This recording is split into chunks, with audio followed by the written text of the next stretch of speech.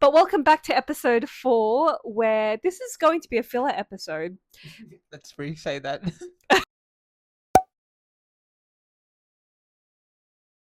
Hello, everyone, and welcome back to episode 4. And that number is increasing every single week, and it's starting to not yet, but it's getting close to 10 double digits, Drew.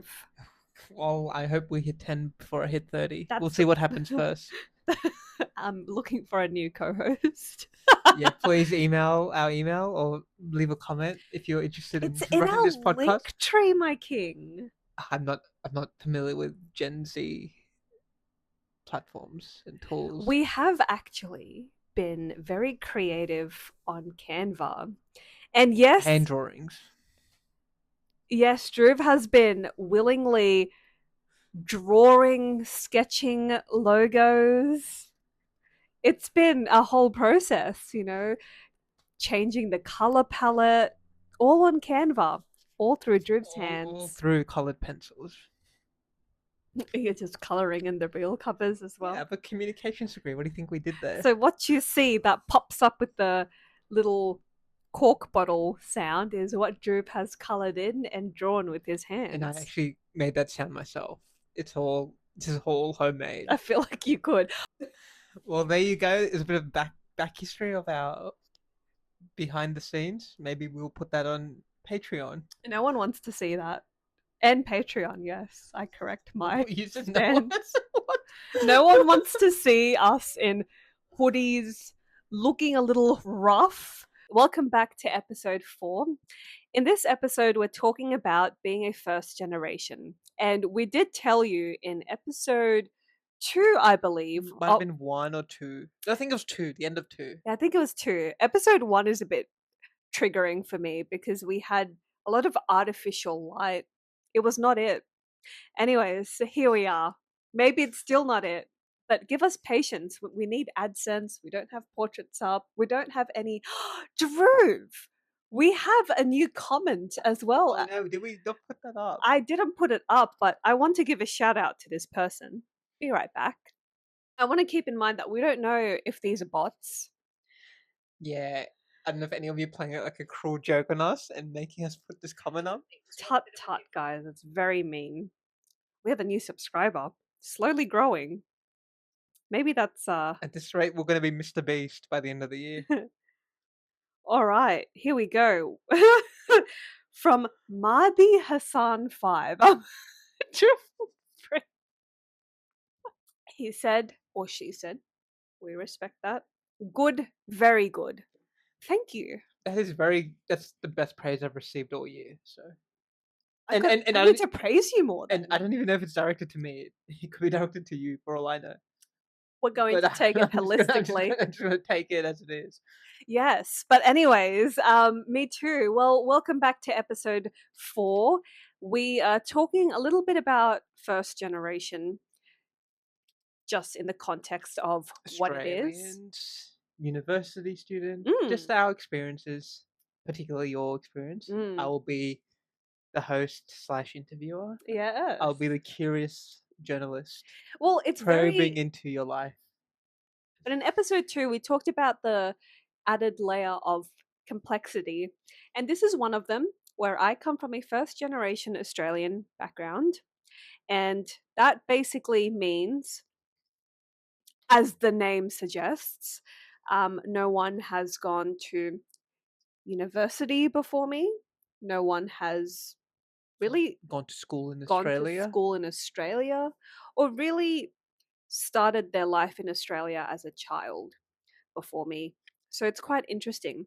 And Drew, you are looking outside of the box of a first generation individual. So I think when we both met, did you know? I don't think you knew that about me, and I don't know when I told you about this. I don't know exactly when you told me, but I don't think it was something I knew at the time. I think it was also just collective conversations that made you understand that it was a bit rough. Of course, and maybe you can challenging. Maybe you can start by telling us your experience of what it's been like to be a first generation Australian or student, however you want to start with. Mm, challenging. Very, very challenging. Um, I think being a first generation student, particularly a high school student, let's start from there. When you're in primary school, it doesn't really matter because you don't really get a gauge of what's going on and the background that your parents have. But I also just want to say and premise that I have had a somewhat comfortable childhood, and I've had parents who have put everything, food on the plate, tried to get my sister and I what we wanted. If we wanted a Barbie doll, they'll get us a Barbie doll, even though we're teen brats, but it's okay. So, what it means to me generally and how it is, it's quite difficult because you don't have anyone who you can lean on for advice to navigate through the education system. You don't really have anyone who you can navigate or lean on to essentially teach you what a career is, what university is, what different degrees you can do. So it's really difficult. And it doesn't even come from an education standpoint, but it also comes from just a lifestyle standpoint and what those who may be second, third, fourth generation have. They come from a more comfortable background and they have people to lean on. So did you feel like let's go back when you were in high school, did you feel like some of your peers might have had a better understanding of where they wanted to take their life compared to you? How Mm, did that manifest really in? I think some, but I don't think all. I think there were a few people, and I don't really want to make any assumptions, but it's really hard to pinpoint. But I do think that growing up in a low socioeconomic area, I really hate categorizing it like that, but that's what the stats say. Um, it's tough.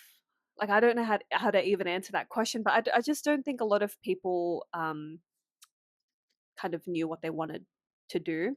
But I'll speak for my experience. I had no idea what I really wanted to do because I honestly had no idea about the university process.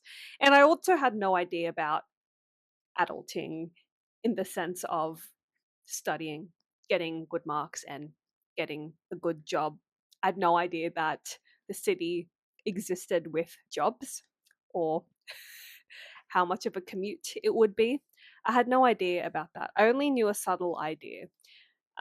So I think in that manifestation part, it was all just navigating blindly. And I think I touched upon that maybe in the last episode about wanting to do law, but not really having any connections because there's no lawyers in my family.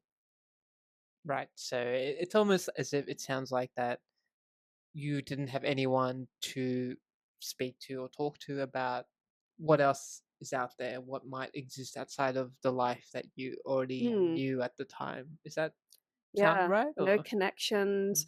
Or maybe there were connections, but I didn't know of them. Um, Not really knowing what resources to tap into. But I think the most difficult thing is understanding processes. Like the whole university process, I had no idea about.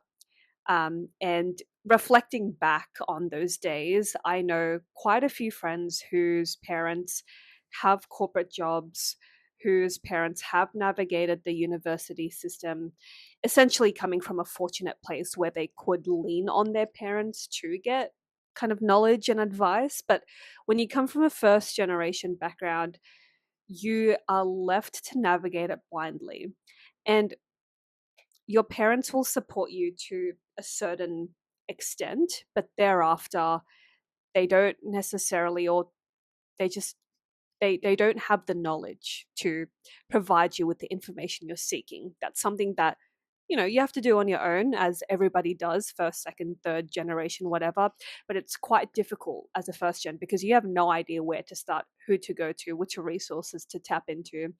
And you yeah, feel that impacted you when you went to university, when you selected the degree that you did? Did you think that yeah. how did that impact I that think choice? So I knew from the get go that I wanted to do business and I wanted to do law, but I was uncomfortable because a lot of people in my family had small businesses and I was just more attuned to doing business at that time, even though, I had different aspirations, but I just didn't know how to tap into it. So I think just the whole process in itself is quite difficult. Um, it's a dense topic, Drew. Of course, and totally understand, and thank you for opening up about your No experience. problem.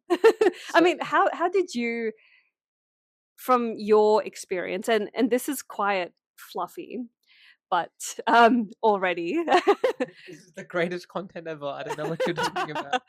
um, but it's difficult because being first gen, and Drew has obviously heard my rants and conversations around It's navigating. the first time I'm hearing it right now.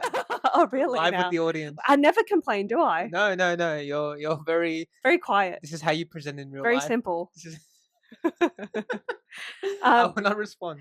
I I think from your experience, coming from a fortunate background, if A that non-first gen background. a non first gen background, in your experience, like how was it seeing me navigate or talk to you or open up to you about not really understanding different things until I kind of figured it out for myself? It's an interesting comparison, I guess, to myself because I went to a very selective school from year 7 to 12. So I was in that environment where the main thing that mattered was getting into university and getting a good ATAR and doing getting into a degree that matched the ATAR that you got back. And That was a jump cut, was it? yeah, big jump cut, like boom. We're getting better at this editing, so now we can just like swerve I've and weave. delegated the editing to Drew, and I love doing the trailers, but Drew has picked up on editing and Yeah, he has the power to cut things out yeah. I mean, or keep things who in. knows what I said just then? Could have said anything. Sure. Anyways, as I was saying, so at high school, everything was about getting to the right course, and everyone had aspirations to be. I wouldn't say everyone, but there was the sense that everyone had the aspirations to be a doctor, an engineer, or a lawyer.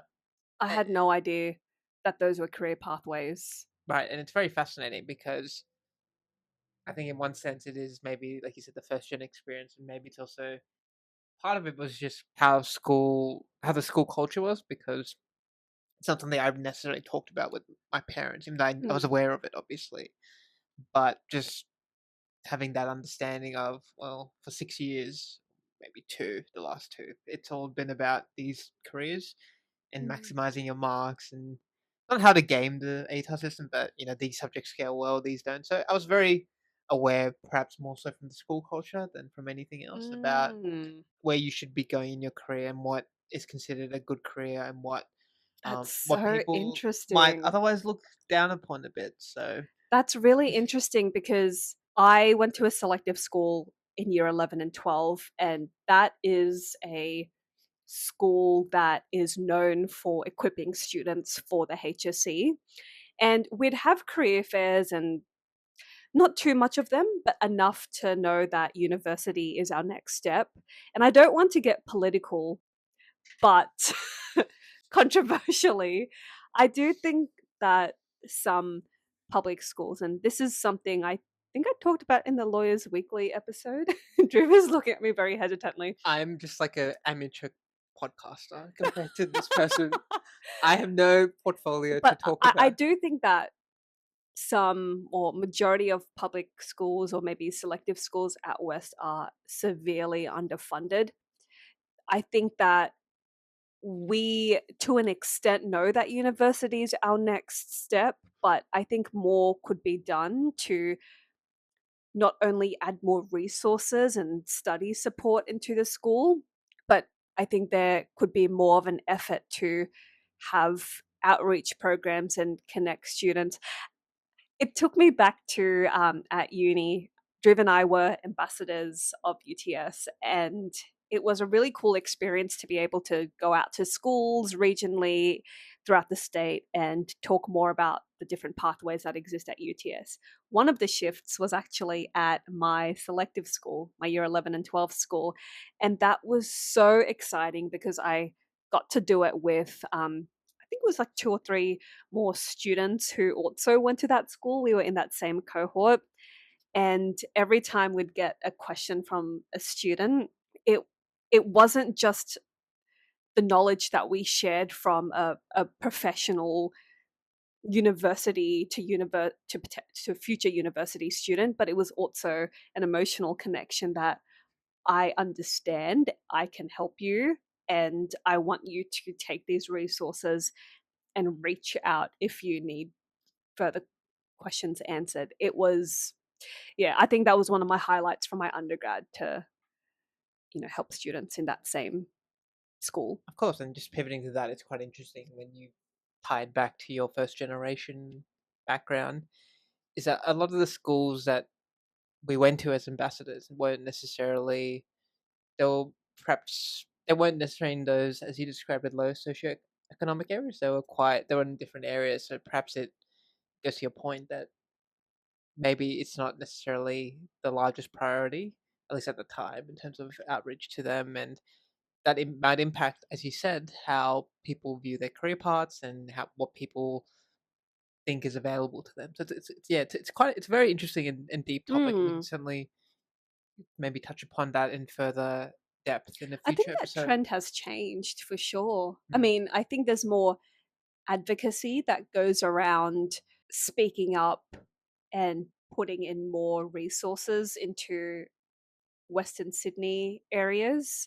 Um, Statistically, Western Sydney is a huge population and it is expected to, I don't know the figure at the top of my head, but it's expected to grow at a significant rate um, over the next 5 years.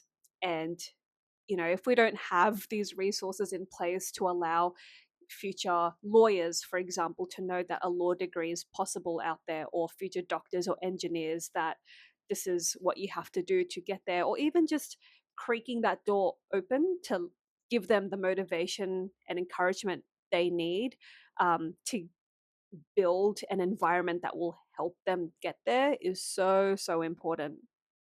So that's my not political stance on that. It is quite mild on the scale of political. We will allow it. You can add the bleeps. We just like that entire 5 minute section of That's our podcast done. or duck noises, whatever. No, don't bring me back to those duck noises. Oh, whatever works. But yeah, so going back to your chronology of events, you made your choice in high school to go to UTS, University in Sydney, and you studied a business degree. And tell me what your experience was like walking to campus for the first time. We did not have much knowledge in the public transport system that was outside of our neighborhood. So commuting to the city was quite nerve-wracking for me as a measly, freshly graduated Year 12 student. I didn't know that there was just, I look back, I'm like, there's literally just one train that goes into the city out from the west. So I don't know why I was nervous. It's so silly. But the first few days of uni was, so to say, different. And I think I hear this a lot from my networks that there is something about high school that doesn't prepare you for university, and university, to an extent, doesn't prepare you for life beyond university. And the more and more I was in denial about that, I realized actually, no, everything is quite theoretical until you step out of your adult into your adult self rather. So the first few days were quite difficult because I was trying to gauge different processes. I never navigated the city before, so it was always going to uni, going back. And I touched upon this in the previous episode where I didn't really navigate the city until one day I'm like, let me just venture out, with a few friends, and we might grab or walk around Darling Harbour, for example. So little incremental steps like that really helped me get familiar with the city. And it wasn't until I met Dhruv where I really had the good opportunity to learn more about the city and routes and all that stuff. So yeah, quite nerve wracking because my undergrad was more around what is university, what is this institution, and what is a degree. And it sounds quite exaggerated to say, but if you're a first gen, you have limited knowledge of these institutions, the influence, the power, different career pathways. So that, and being in my postgrad, I have more knowledge than I've ever had about the whole process. So you learning more about the city in your undergrad degree. Can you talk? We did study, guys. It's not like we were just venturing out. Maybe more within I, the I last year or I don't know so. what you're talking about. I did okay. You did, though. So you were venturing out of it. You started going to class. You, as you said, you're discovering what university is. Is that the first time you might have encountered or been friends or acquaintances with people who had a very different background to yourself? Oh, that really flicked me back to undergrad emotions. Yes, because I thought that I didn't really had like I never really had the issue or perceived idea of living in a low socioeconomic area at all until I got to university and I was surrounded by people who were in more fortunate positions, more privileged positions, and there were a lot of down moments because I didn't realize what it meant to be a first generation and growing up in a low socioeconomic area, but also not having the privileges as other students or having experiences, could be traveling, could be my dad works in consulting or my mum's an engineer. It was a stark contrast and I never was emotionally prepared for that.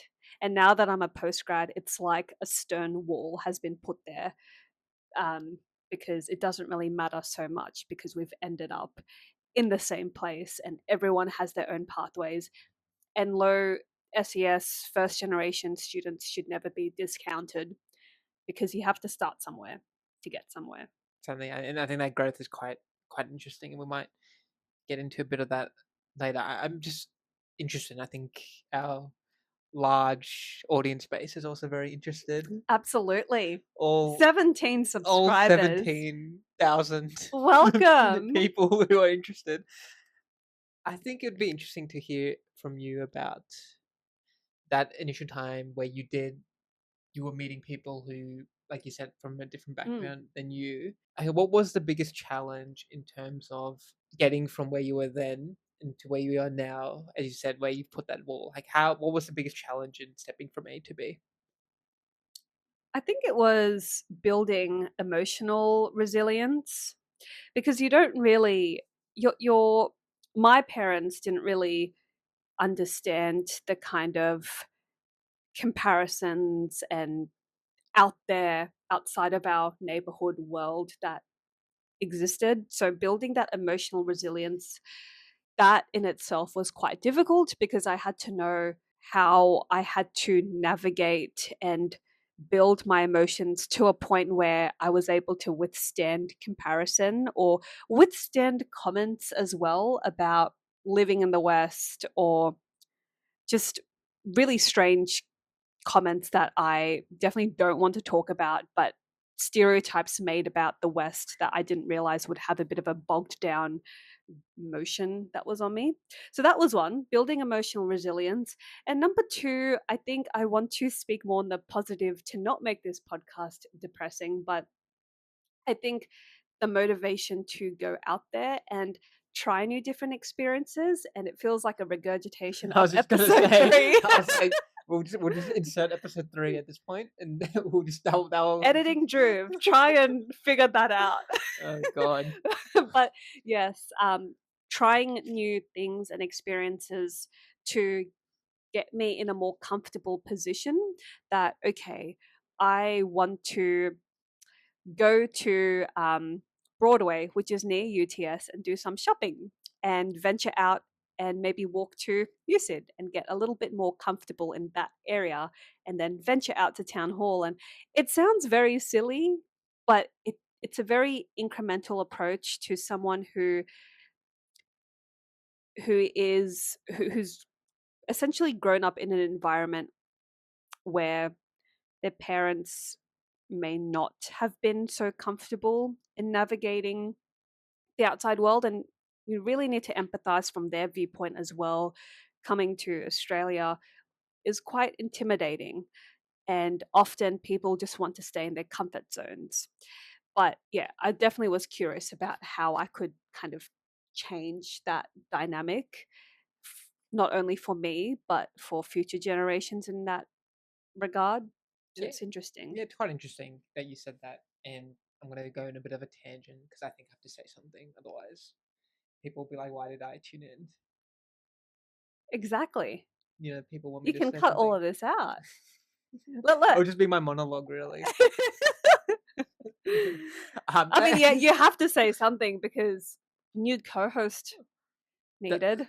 yeah, new co-host needed. Yeah, they've got to like replace something good, hopefully, and not. The premise that Drew has put this on himself, and I'm going along with it. You're not serious, are you? I hope not. I am very serious. If I'm 30, I can't do this anymore. It's for people in their 20s, and I feel like I've graduated from my 20s. Yeah, how is that bio going to Maybe go? it'd be like 20/30s. yeah, it doesn't work. Grizzly. Very grizzly. As I was saying, I had a similar experience in a different context, I guess, because as I said, I went to a selective school, and when I went to UTS, a lot of people I went to school with went to UNSW or University of Sydney, so I didn't have too many people who actually went to UTS from my school. But I did notice that everyone had such a different background at UTS. It was diverse, for lack of a better word, in terms of backgrounds, and I found that very. It almost blew my mind when I went to UTS because I was like, oh, people are doing communications like that would be unheard of in school. People are doing like film and photography and All the creatives, all right? the creatives. I was just like, what is this a thing? I Like didn't even know people, like a history degree was a thing. yeah, so people do all this stuff. It was architecture. I was like, what? Like what? Like what are all of these things that I've never heard of in my life? Um, This is so maybe interesting. It's like a maybe different level of foreign. yeah. So that's my first generation non-selective school experience. I mean, it's it's an interesting. I'm just relating to you in a very odd way. Okay, each to their own, right? First time for everything. Yeah, so that was my wake up call. It was like But you're right in that sense. There's a lot of different attitudes and stereotypes and different people that you're exposed to, different degrees that you're exposed to, different pathways that you're exposed to as well. Um, I guess in your experience, what has been, you reverse interviewing me. yes, sir, why not? You're ending your co-host contract at the end of We don't. No one knows. this year. It depends when my birthday is. Could be any. It could be next week. I mean, who knows?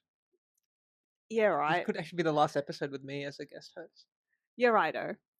Anyways, what has been from your perspective? Because when I met you, you gave me a greater understanding of not only navigating the city, but also navigating career paths, the job market, and just a lot, even brunch. Um, I never really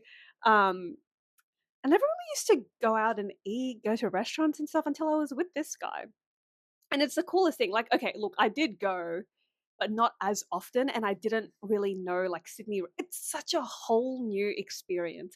But When they have avatars for the first time, it's like whoa. it's mind It's blowing. like damn. Put a bit of lemon This on top, some black pepper. they don't make different experience, right? The I'm avo trying to toast. think, did I ever have avo toast before I met you? I mean, not at home. I would have. I probably didn't even have avo toast until I met you. Shocking. Yeah, maybe. maybe it's those selective schools that don't they don't promote Are enough you avatars. slandering selective schools for their lack of avotose advertising? Yeah, they should really introduce that. Controversial. It was very like, burgers and stuff for like the vibe at school, but maybe we should meant to have a toast. Burgerman. Those chips were so good. Do you know what they are? I have no idea what Burger Man is. Actually, Yeah, I know. I'm like you're Portuguese, and they kidding. like Portuguese burgers and like You had quarter. Portuguese Very burgers. very fancy. Like I said, no avatar, so I think this is segueing into a different episode. It we'll should talk be about this later. I think this is selective schools in the West done. Maybe versus. maybe episode 5 is gonna be selective schools. Now Oh, you know. we'll put a Okay. cliffhanger. What happened next? Who knows? We'll come back to it soon. So let's segue away from that. I feel like we have so much to talk about, so I'm going to segue away from it. Okay. Keep the audience like interested in this. Oh, wait. My question was, we didn't ever get around to it, but Yes, I guess there was a question. I was trying to get to it, but we're just segueing too much. But from your experience of seeing me navigate a first gen journey from uni to the job market, post grad, how do you have any opinions on kind of how you think I've navigated things as a first gen? And do you think that what are some risks you think that people should take to get comfortable with I, achieving their goals if they come from an underprivileged background? I feel like I'm just doing a report card right now, so Yes. I'm going to just say I think that you've managed it very well, of course. I just wanted an ego boost. There is no other reason to ask that question apart from an ego. I just don't know what questions to ask you. That's fine. I think I'll answer your question by deferring back to episode 3 in terms of what people can do. But I also think, like you said, it's very important to, I think, have someone with experience who can tell them about these things. I think, like you said, if you had someone to talk to, maybe things would have been a bit different. So I think finding that mentor figure is very important. And it's hard for me to say. I wasn't in that experience myself. But from my very outside view, I think that seems like something that would be quite helpful. It sounds like it aligns with what you said as well. So I think I just wanted to get back to university and our chronology of developments in your life. So, as you said, there was that social impact.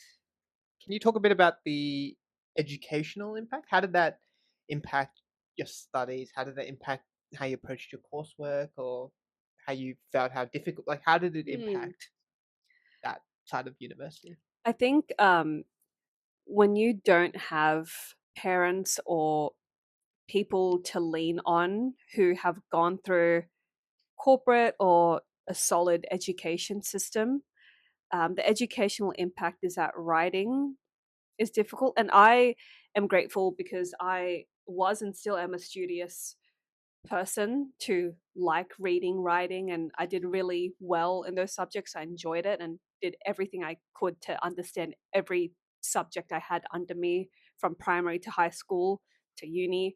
Um, so that's the first, that your writing style is comparatively weak than compared to someone who has been fortunate enough to have a background to lean on parents who may have gone through corporate or a solid education system. I think that's the first. The second is not knowing that you essentially have to work through to get a career. And it's really hard because how do you know what career that you want to get into when you have no idea where to start in the first place, what even university is, or what kind of pathways you can take, even if you don't want to go through a university route. So I think those are the two big educational impacts as a first gen. And how did you overcome the idea of not knowing what to do? How did you find out what to do? Just get out there.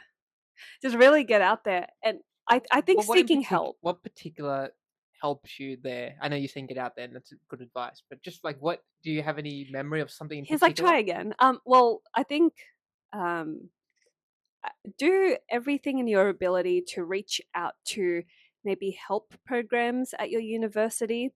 And I feel like I'm pitching myself in a way where I was an absolute drought. However, I found that career sessions, particularly in high school, really helped me because I got a gauge of, oh my God, this is quite difficult. What do I want to do? And thankfully, I also had an older sister who, the first in the family and the oldest cousin to go through this. So what she went through is quite unimaginable for me because there's hardships in both ways.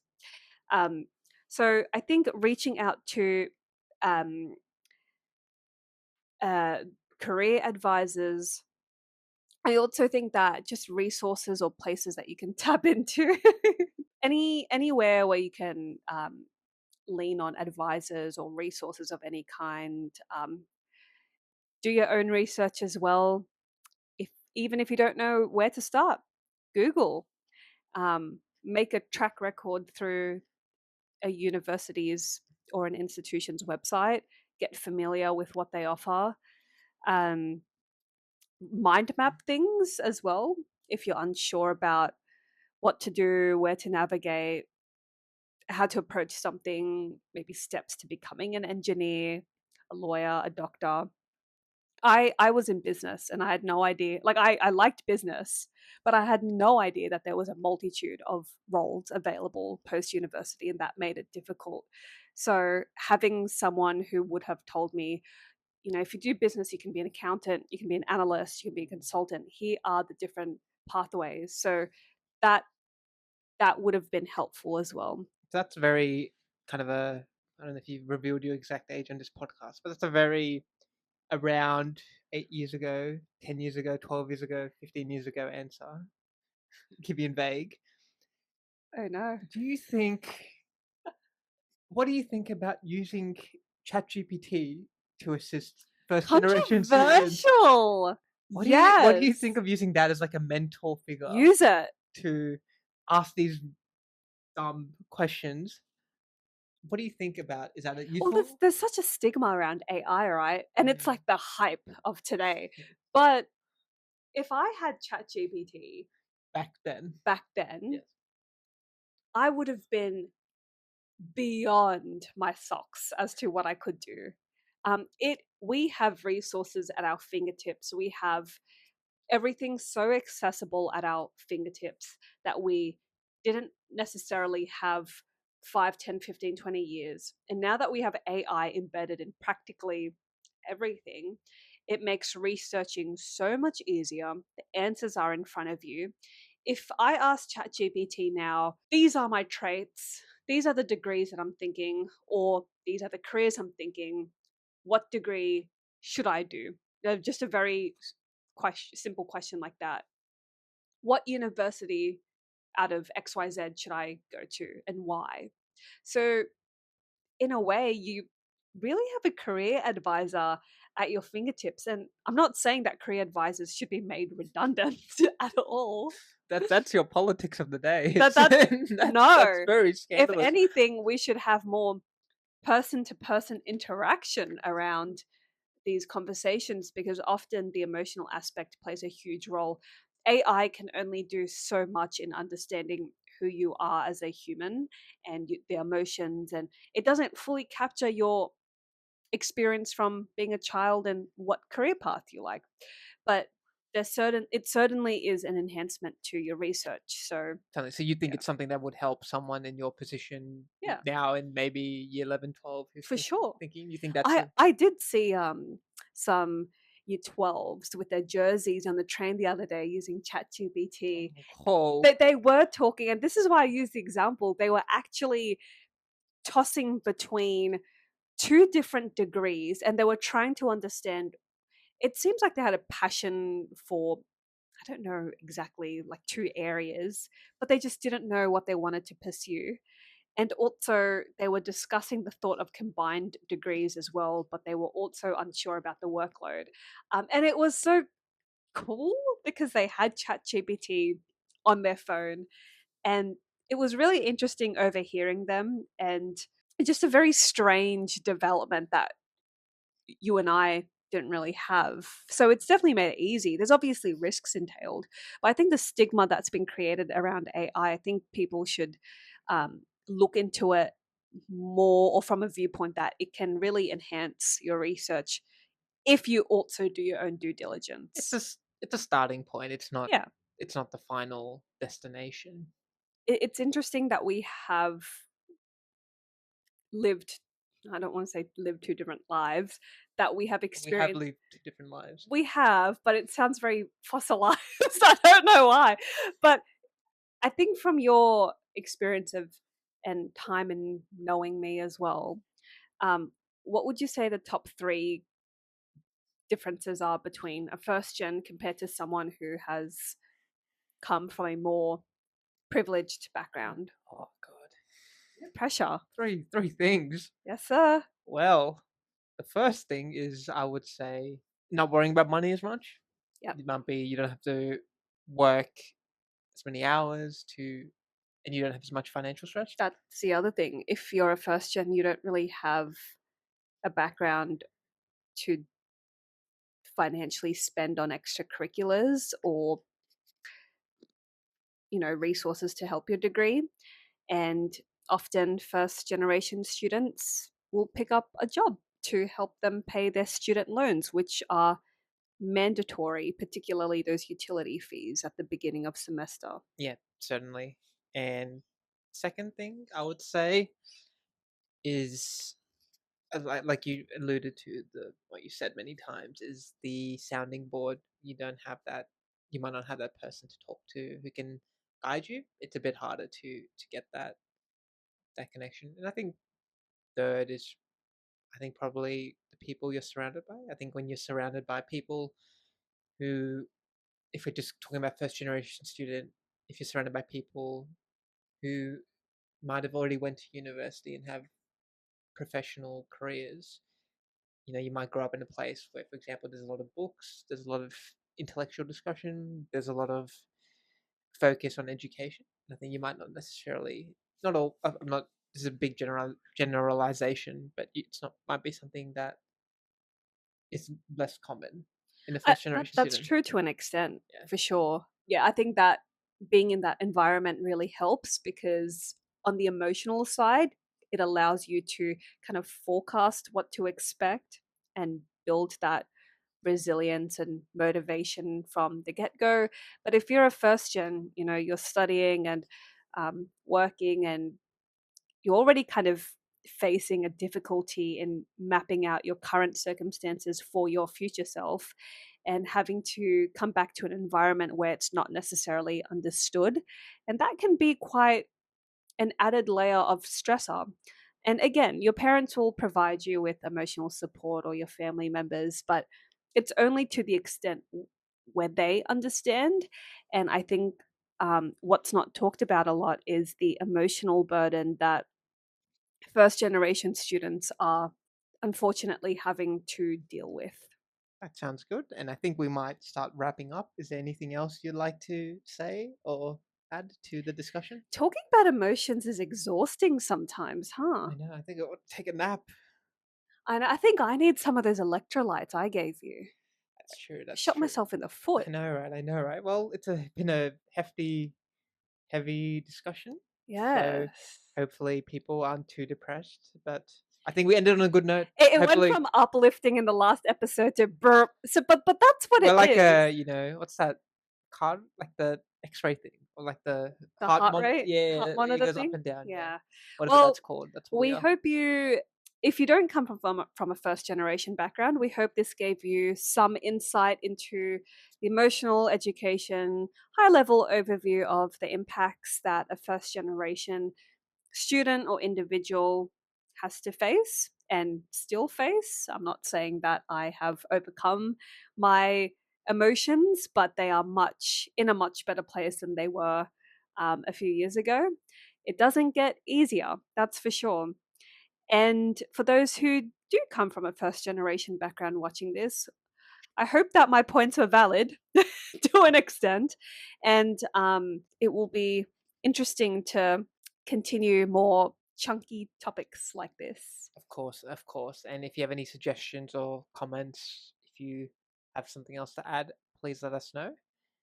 And Maybe we should talk about your creative self with these podcasts, the hand drawing of the logos, the color coding, it's just a lot of colored the emotional pencils stress. and Do stencil. you have Faber-Castell pencils? Castell are good. Wow. Yeah, they're Oh really my high gosh, I quality. kind of feel like coloring now, eh? Yeah, we can It's start been a coloring while after. since I've It's seen been a while. I Faber-Castells. know they're good pencils. I really enjoyed stationery shopping as a child. Oh, that was the other thing. Shout out to the dad who always, even though coming from a less privileged background, is it it's blue collar, white collar, Blue collar. blue collar.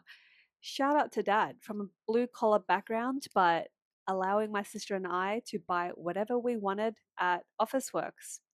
He would do a yearly trip to Officeworks. We'd go there and we'd buy any stationery. So I am grateful for that sense. Okay, well, shout out to your dad, and that will wrap up the last episode. I mean, we don't know when you're But no, turning 30, so that's true. it's terrible times, and We're in a ticking. we're looking for a new It co-host. adds So drama. please, It adds drama to the show. yes. People are like, is this the last time I tune Will in? you be in the next Will I be? episode? I We don't don't know. know. We don't But know. yes, we hope you found this episode somewhat interesting. We have more chunkier topics coming, but we need to map them out more. We actually know everything we're saying for 50 episodes straight. So Absolutely. We even have next year's episodes planned out. with the new co-host, we already know who that is. No, We've already identified the audience member. they're pretty cool. Yeah, he or she is really good. I know. Much more charismatic than I am. Damn. A lot of self-discounting happening. It's time a to lot talk of, about a lot of promotion. emotions. Okay, that's wrap. The That's a wrap. importance of emotion. That's a wrap. Thank Farewell. you for joining. See you in the next See you episode. soon. Back soon.